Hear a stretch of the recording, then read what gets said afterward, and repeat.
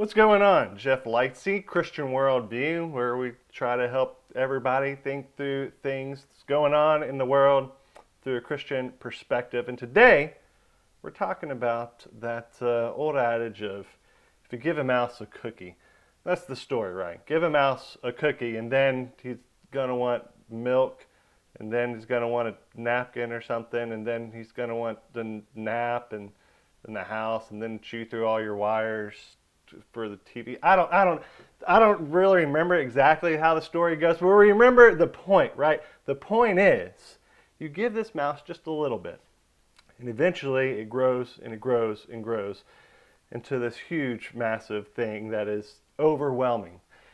Same thing with evil. That's the same way that evil works. And I want to share with you, I'm going to post a link to this video that I saw on YouTube about children's cartoons. Children's cartoons. And the dramatic rise, 222% rise, and overtly and inadvertently these expressions of sexuality, of gay and homosexual sexuality. It's frightening. It's frightening. And one of the things that Creator said is that, they couldn't just come out with everything right at first. People are against that. So they had to just chip away, just continue to chip away bit by bit, piece by piece. And eventually now you have these children's cartoons where women are getting married, where characters are openly saying, hey, I'm gay, and all of this is celebrated, and it's going into the hearts and the minds of our children. There's scripture for this. Matthew 13:33. Jesus said, the kingdom of heaven is like leaven that a woman took and hid in 3 measures of flour till it was all leavened. That is a little bit of leaven, and it works, and it goes, and it does this whole big thing into this big massive deal. Here Jesus is talking about the kingdom of heaven. Like, that's how potent the leaven for the kingdom of heaven is. Isn't that amazing?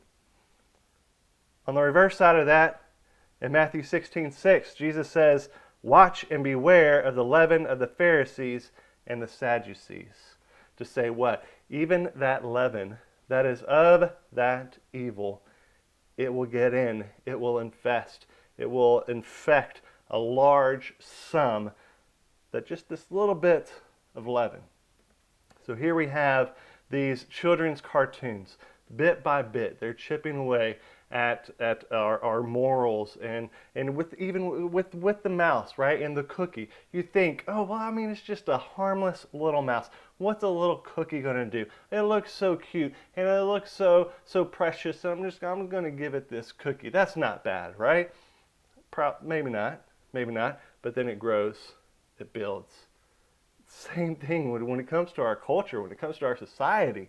And then we keep getting pushed back on all these things. Why? Because they're trying to chip away bit by bit. And they say, oh no, this isn't some door that's going to open up whatever else. All in the meantime, that's exactly what they're trying to do. That's the thing. Like, it's not even, they're just completely lying about it just to get it across, because it's the end that justifies the means.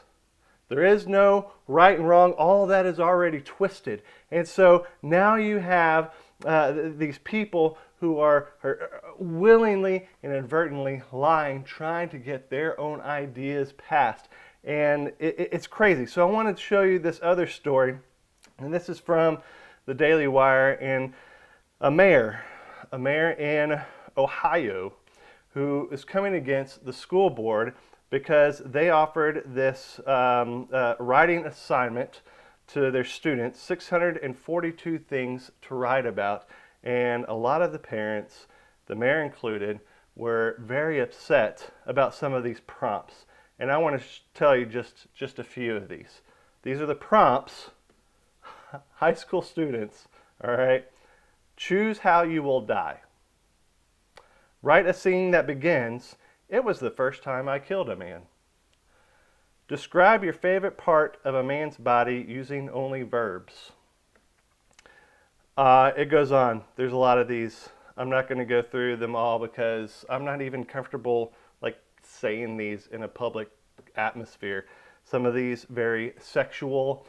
Some of these drink a beer, write about the taste. These are kids that aren't even legal to drink alcohol yet. Write an X-rated Disney scenario. That's just the tip of these things that they're talking about. Here it is, real life. We talk about here's these cartoons and what's happening there and just these ideas that are getting passed. Here are these teachers with students and passing on these ideas. Hey, let's think about these things. Let's think about these sexual encounters. Let's think about these twisted ways of dying and killing and all this and that. What does it all come to? This is where it leads. A little leaven, and it leavens the whole lump. And you have this evil that is out there. And we as Christians need to do our part to stand up and to say no and to say, well, is this thing really that bad? That little thing in and of itself may not be that bad, but what it leads to are things like these school prompts. That's bad. We have to stand and we have to know where our moral authority is. That's a huge issue. Where is the moral authority? It is not in society. It is in God. It is in Scripture. So again, remember that passage from Matthew 13:33, that the kingdom of heaven is like leaven, and that it leavens a whole lump, and that we need to be the people out there sharing and extending the kingdom of heaven, and the amount that God will bring about in that leaven is so huge. And we know that this world is going down. We know that this world will end.